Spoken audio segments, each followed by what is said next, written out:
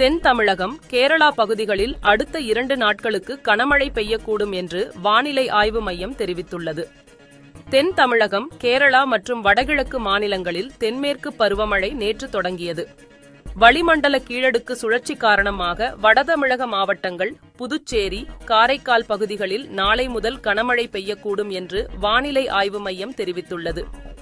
அதைத் தொடர்ந்து கேரள மாநிலத்தின் பெரும்பாலான பகுதிகளிலும், தென் தமிழகத்தில் சில பகுதிகளிலும், வடகிழக்கு மாநிலங்களான அசாம், மேகாலயா, திரிபுரா, மிசோரம், மணிப்பூர், நாகாலாந்து மற்றும் அருணாச்சல பிரதேசம் ஆகிய இடங்களில் தென்மேற்கு பருவமழை நேற்று தொடங்கியதாக இந்திய வானிலை ஆய்வு மையம் அறிவித்துள்ளது.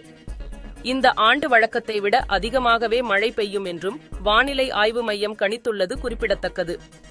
கிருஷ்ணகிரி, தருமபுரி, திருப்பத்தூர், சேலம், ஈரோடு, நீலகிரி மற்றும் கோவை மாவட்ட மலைப்பகுதிகள், திருச்சி, நாமக்கல் ஆகிய மாவட்டங்களில் 1, 2ஆம் தேதிகளில் ஓரிரு இடங்களில் கனமழை பெய்ய வாய்ப்புள்ளதாக வானிலை ஆய்வு மையம் அறிவிப்பு வெளியிட்டுள்ளது.